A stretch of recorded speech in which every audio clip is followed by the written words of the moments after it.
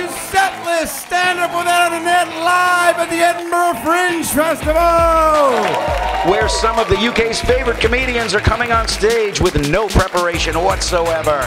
We'll tell them what they're going to be talking about in stand-up created in the moment and under pressure.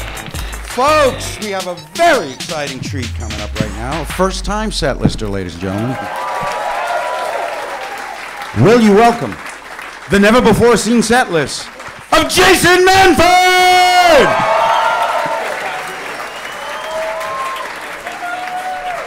Hello.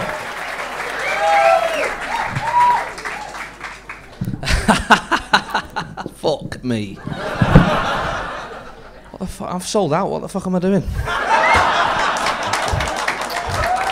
Folks, as a northern comic, I often spend my tour talking about Greg's the Baker and funny things my dad says. So,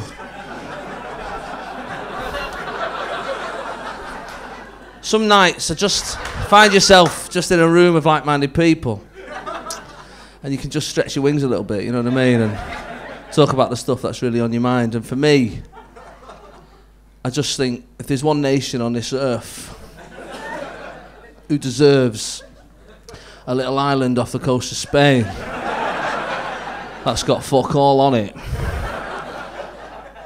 it's Canada, ladies and gentlemen.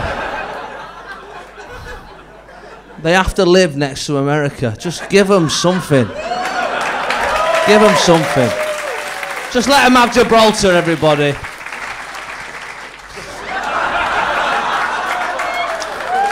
Now, as part of my history degree,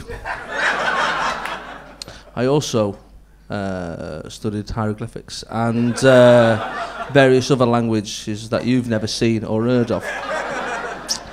Now, you don't know what this says here, but that is actually, the top bit is Greg's the Baker and the bottom is funny things my dad says. So, this is right up my street.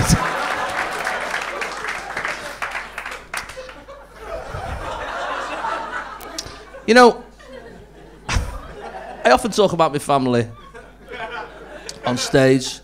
I don't like to talk about them all, for various reasons. Some of them don't make the Live at the Apollo cut.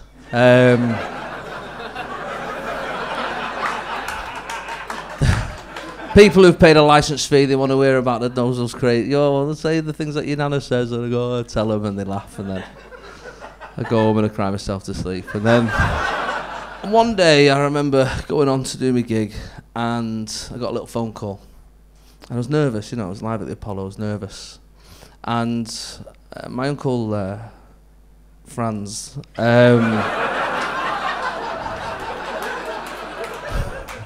he rang, and he said, Jason! He said, I won't do the accent any further than that. But you've heard German people before. Imagine what I'm saying next is in a German accent, and then just do the magic in your head. It don't matter. He said, "Jason, you're nervous about doing Live at the Apollo?" And I said, "I am, Uncle Franz."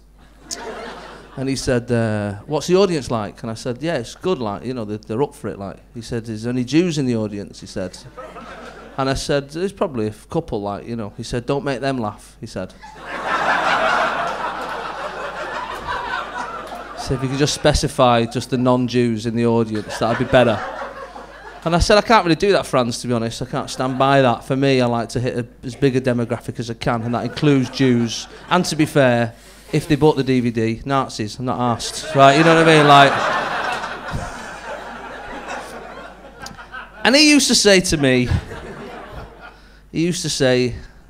ABPTD, and I never knew what it meant. And I still don't.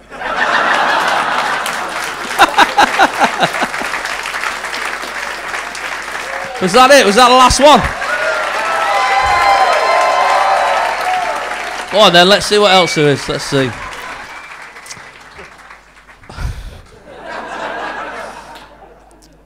There's nothing worse than being deaf, I imagine. Must be awful. But if you were like a midget deaf person, I I mean, who is catering for you? You know what I mean? Like, who is dealing with that? And so before I go, I would like to say I've launched a new website, microsignlanguage.com. And if you know any midgets, give them well, don't give them a ring, but just